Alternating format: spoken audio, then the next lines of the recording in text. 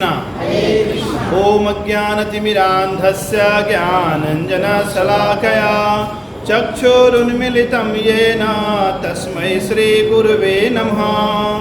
वाञ्छाकल्पतरुभ्यश्च कृपा सिन्धुभ्य एव च पतितानां पावनेभ्यो वैष्णवेभ्यो नमो नमः।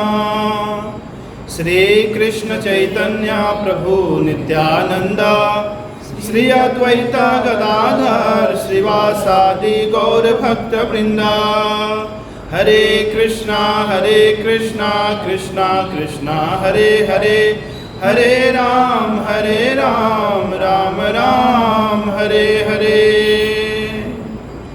श्रीमद् भगवत गीता के 10वें अध्याय के विभूति योग श्लोक संख्या 24 से प्रारंभ करते हैं।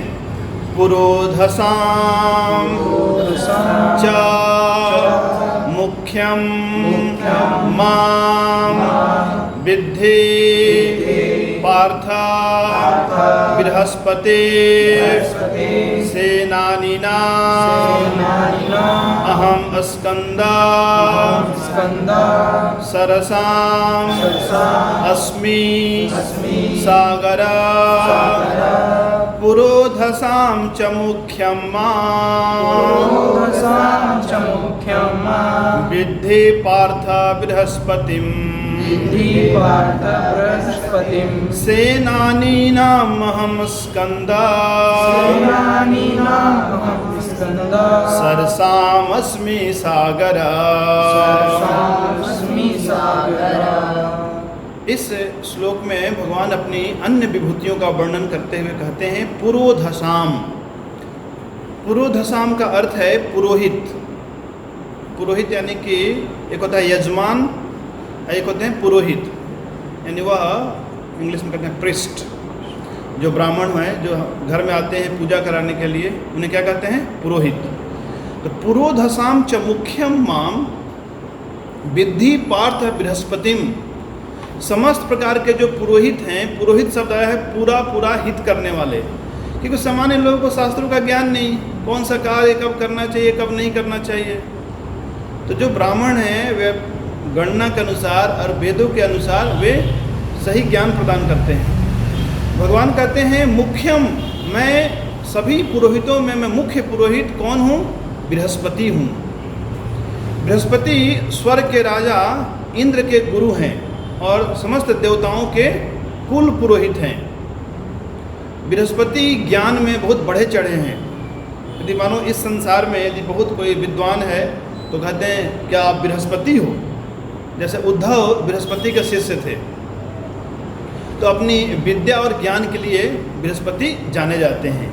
भगवान कहते हैं सेनानी नाम यानी कि सेना नायकों के मध्य अहम स्कंदः। स्कंदः कहते हैं कार्तिकेय को। कार्तिकेय कौन है? शिव जी और पार्वती के पुत्र हैं। वे बहुत ही महान योद्धा हैं, बहुत शक्तिशाली हैं।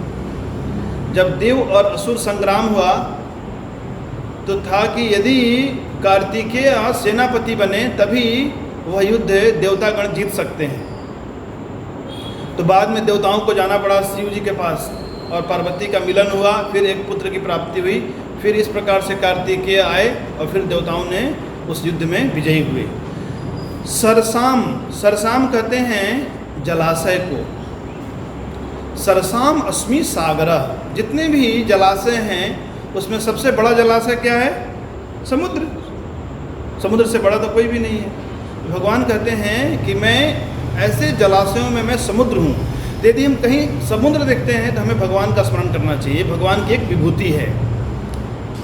वैसे ही बृहस्पति कौन है? वह भी एक भगवान की विभूति है कि किसी व्यक्ति के पास ऐसे समस्त वैदिक ग्रंथों का यानी कि प्रचुर ज्ञान और ऐसी मेधा शक्ति किसी सामान्य व्यक्ति के पास नहीं हो सकती है। तो इस संसार में जहाँ कुछ हमें अद्भुत और अलौकिक दिखाई देता है तो समझना चाहिए क्या है? भगवान की विभूति है। अगले श्लोक में भगवान कहते हैं महर्षीणां भृगुरहम् महर्षीणां भृगुरहं गिरामि अस्मि एक अक्षरम गिरामि अस्मि एकक्षरम् यज्ञानां जप यज्ञो अस्मि यज्ञानां जप यज्ञोऽस्मि स्थावराणां हिमालय स्थावराणां हिमालय महर्षि नाम भृगुर अहम। महर्षि कहते हैं बड़े बड़े ऋषियों को, महर्षि। ऐसे कई ढेरों ऋषि हैं, उसमें भृगुर अहम, मैं भृगु हूँ। भृगु ब्रह्मा के पुत्र हैं, तो भृगु के पास भी प्रचुर ज्ञान है, उनके हृदय में भक्ति है, साथ ही साथ शक्तिशाली ऋषि हैं। एक बात, ब्रह्मा जी के पास गए, शिव जी के पास गए और भगवान विष्णु के पास गए, यह पता करने के लिए कि तीनों में सर्वश्रेष्ठ कौन है। तो पहले ब्रह्मा जी के निकट गए, तो ब्रह्मा जी उनके एक प्रकार से कह सकते हैं कि पिता लगते हैं। तो पिता के पास गए और सम्मान नहीं किया, प्रणाम नहीं किए, तो पिता क्रोधित हो गए।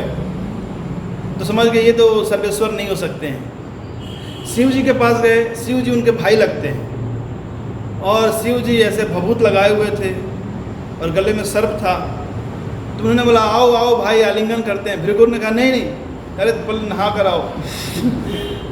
तो इस प्रकार से शिव जी भी कुपित हो गए, वे भी नाराज हो गए। तो भृगु समझ गए कि ये भी परम नहीं है। आखिरी में गए भगवान विष्णु के पास। भगवान विष्णु शयन कर रहे थे और जाकर उनके छाती पे मारा उन्होंने ऐसे एक लात। तो भगवान विष्णु शांत थे, उन्होंने कहा कि अरे महर्षि, आपके चरणों में चोट लगी होगी, मेरा जो वक्ष स्थल है वो कठोर है और आपके जो चरण कमल है बहुत ही नर्म हैं। तो समझ गए कि ये व्यक्ति ही परम है। तो आज भी भगवान अपने वक्ष स्थल में भृगुर पाद चिन्ह को धारण करते हैं। तो भगवान कह रहे हैं यहाँ पर कि समस्त महर्षियों में मैं भृगु हूँ। गिरामी अस्मि एक अक्षरम, गिरा कहते हैं वाणी को, शब्दों को। तो एक अक्षरम, एक अक्षर क्या है? ओम शब्द। तो ओम क्या है? भगवान की ही शब्द ध्वनि है, श्री कृष्ण का ही क्या है? शब्द अक्षर है ओम। प्रणवः सर्व वेदेषु, भगवान ने 7वें अध्याय में कहा है, समस्त वैदिक जो मंत्र हैं उसमें मैं प्रणव हूँ, मैं ओम हूँ। यज्ञानाम जप यज्ञो अस्मि, जो भी बड़े बड़े यज्ञ किए जाते हैं, तो यज्ञ करने के लिए पहले तो कई प्रकार की सामग्री चाहिए, है ना। शुद्ध ब्राह्मण होने चाहिए, उस यज्ञ में बलि भी दी जाती है। भगवान कहते हैं नहीं नहीं, ऐसा यज्ञ श्रेष्ठ नहीं है। यज्ञानाम, समस्त प्रकार के यज्ञों में जप यज्ञो अस्मि, जिसमें भगवान का नाम जप किया जाता है वो मैं हूँ। यानी सर्वश्रेष्ठ यज्ञ क्या है? भगवान के नाम का जप करना। इसमें कुछ बलि देने की आवश्यकता नहीं है और कोई भी कर सकता है, बहुत सरल है। लेकिन सरल है इसका अर्थ ये नहीं कि उतना प्रभावशाली नहीं है, नहीं। भगवान नाम का जप करना ये सर्वश्रेष्ठ यज्ञ है। तो यज्ञानाम सर्व यज्ञो अस्मि स्थावरा नाम हिमालय। स्थावरा नाम कहते हैं जो वस्तुएं स्थिर हैं, अचल हैं, उसमें भगवान कहते हैं मैं हिमालय हूँ। तो हिमालय को लोग देखने जाते हैं तो उनको देखना चाहिए, हिमालय का दर्शन करते समय अरे भगवान की एक विभूति है। 23वें श्लोक में भगवान ने कहा था सुमेरु शिखर नाम हम, मैं शिखरों में मैं सुमेरु हूँ। सुमेरु एक पर्वत है जो पूरी तरह से सोने से निर्मित है। तो फिर 2 बार क्यों भगवान कहते हैं? पिछले बार भगवान ने कहा जो पर्वत हैं, पर्वत के जितने शिखर है उसमें मैं सुमेरु हूँ। लेकिन सुमेरु क्या है? सचल पर्वत है, वो एक स्थान से दूसरे स्थान पे चला जाता है। आपको पता होना चाहिए पर्वत भी जीवित होते हैं, उनमें वृद्धि होती है, वे भी चलते हैं। एक बार इंद्र ने, उनके भी पंख होते थे, इंद्र ने काट दिए हैं पंख गोवर्धन के ऐसे सुमेरु के भी काट दिए हैं उसने। लेकिन हिमालय जो है वो क्या है? वो अचल पर्वत है। तो पहले बताया सचल, और अभी भगवान कह रहे हैं अचल पर्वतों में ऐसे स्थावरा नाम हिमालय। तो हिमालय क्यों इतना सर्वश्रेष्ठ है? क्योंकि हिमालय कई ऋषि मुनियों की तपस्थली है, साथ ही साथ हिमालय से गंगा, यमुना और अन्य पवित्र नदियों का उद्गम स्थल है। और ऐसे हिमालय पवित्र है। और हिमालय सबसे, पृथ्वी पे सबसे ऊंची चोटी क्या है? हिमालय पर्वत ही है। अगले विभूतियों का वर्णन करते हुए भगवान कहते हैं अश्वत्थः सर्ववृक्षाणां सर्ववृक्षाणां देवर्षीणां च नारदा देवर्षीणां च नारदः गन्धर्वाणां चित्ररथः गन्धर्वाणां चित्ररथः सिद्धानां कपिलो मुनिः सिद्धानां कपिलो मुनिः अश्वत्थः सर्ववृक्षाणां सर्ववृक्षाणाम यानी कि समस्त प्रकार के वृक्षों में मैं अश्वत्थ वृक्ष हूँ। अश्वत्थ कहते हैं पीपल के पेड़ को। तो पेड़ तो कितने सारे हैं, पर भगवान कहते हैं यदि तुम पीपल का पेड़ देखो तो समझना कि ये मेरी विभूति है। इसलिए गाँव में पीपल की पूजा करते हैं, यहाँ भी करते हैं, शहर में करते हैं ना, वेरी गुड। क्यों? क्योंकि पीपल का वृक्ष एक तो विशाल होता है, दूसरा सबको आश्रय देने वाला है और रोगनाशक गुण पाए जाते हैं इसके अंदर। और आपने देखा होगा ये पीपल कहीं भी उग जाता है, कहीं दीवार पे, कहीं छत पे, कहीं चट्टान पे। तो ये पीपल के अंदर कुछ विशेष गुण होने के कारण ये भी एक भगवान की विभूति है। देवर्षि नाम च नारद, कई ऐसे देवर्षि हैं, देवताओं के ऋषि जो देवलोक में होते हैं। भगवान कहते हैं च नारद, उनमें मैं नारद हूँ। क्योंकि नारद मुनि हाथ में वीणा लेकर क्या करते हैं, भगवान का गुण कीर्तन करते हैं, भगवान की लीलाओं का मधुर गायन करते हैं। नारद मुनि बजाए बीना राधिका रमण नामे। और नारद मुनि के कितने बड़े बड़े शिष्य हुए। नारद मुनि के शिष्य हैं ध्रुव महाराज, नारद मुनि के शिष्य हैं प्रहलाद महाराज, नारद मुनि के शिष्य हैं श्रील व्यासदेव जिन्होंने भागवतम की रचना की, नारद मुनि के शिष्य हैं वाल्मीकि जिन्होंने रामायण की रचना की। यानी समस्त प्रकार के देवर्षियों में सर्वश्रेष्ठ कौन है? नारद मुनि है। गंधर्वाणाम चित्ररथा, देवताओं के लोक में जो गाने वाले हैं उन्हें क्या कहते हैं? गंधर्व कहते हैं। वे बहुत कुशल होते हैं जैसे संगीत विद्या में। तो भगवान कहते हैं कि ऐसे गंधर्वों में मैं चित्ररथ हूँ। चित्ररथ ने ही अर्जुन को शिक्षा दी थी गान विद्या की। तो हमें समझना चाहिए कि ऐसा नहीं है कि देवताओं के लोक में ऐसा बिल्कुल रूखा सूखा है, नहीं, वहाँ भी संगीत होते हैं, लेकिन सारे संगीत कैसे हैं? भगवान की महिमा में गाए जाते हैं। तो भगवान कहते हैं गंधर्वा नाम चित्ररथा सिद्धा नाम कपिलो मुनि, समस्त प्रकार के जो सिद्ध महात्मा हुए हैं उसमें मैं कपिल मुनि हूँ। ये कपिल मुनि देवहूति और कर्दम मुनि इनके पुत्र हैं। एक अन्य कपिल हुए जो नास्तिक कपिल हैं, उन्हें कहते हैं अनिश्वरवादी कपिल। वो भगवान में विश्वास नहीं करते। लेकिन यह कपिल मुनि जो भगवान के ही एक प्रकार से सत्यावीश अवतार हैं, इन्होंने भी सांख्य योग दिया। तो ये कपिल मुनि जो कर्दम मुनि और देवहूति के पुत्र हैं, ये भी क्या हैं? भगवान की एक विभूति हैं। तो इस श्लोक में भी फिर भगवान ने अपनी 4 विभूतियों का वर्णन किया। और एक श्लोक देखते हैं। उच्चैस्रवसमस्वानां विद्धि मामृत उद्भवम् ऐरावतं गजेन्द्राणां नराणां च नराधिपम्।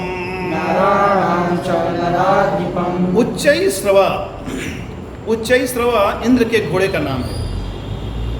उच्चैस्रव सम यानी कि उच्चैस्रव नामक अश्वानाम यानी कि घोड़ों में, यानी घोड़ों में समस्त प्रकार के घोड़ों में भगवान कौन से घोड़े हैं? उच्चैस्रव।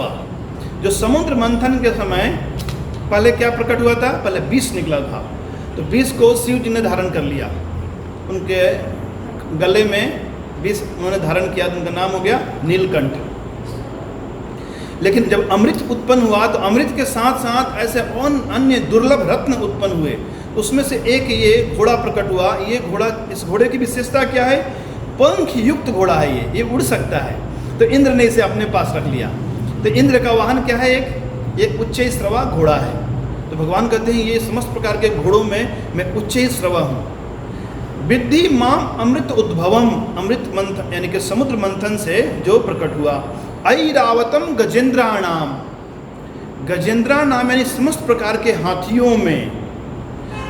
गजेंद्र कहते हैं हाथियों के समुदाय में जो राजा है, जो श्रेष्ठ है, उसे कहते हैं गजेंद्र। और ऐसे गजेंद्रों के मध्य में जो सर्वश्रेष्ठ हाथी है उसे कहते हैं ऐरावत। और इस हाथी को भी इंद्र ने ले लिया अपने वाहन के रूप में। तो सामान्यतः इंद्र जब चलता है तो हाथी के ऊपर चलता है, ऐरावत नाम के हाथी पे। तो ऐरावतम गजेंद्राणाम नराणाम च नराधिपम। समस्त प्रकार के जो मनुष्य हैं उनमें भगवान कह रहे हैं नराधिपम, यानी कि मैं राजा हूँ। नराधिपम कहते हैं राजा को, क्योंकि राजा के पास भगवान की विशेष कृपा होती है, भगवान की शक्तियाँ होती हैं। तो इस प्रकार से अन्य अभी और भी 12 श्लोक हैं जहाँ भगवान अपनी विभूतियों का वर्णन करते हैं, 39 नंबर श्लोक तक। तो इसकी चर्चा हम कल करेंगे। श्रील प्रभुपाद की जय।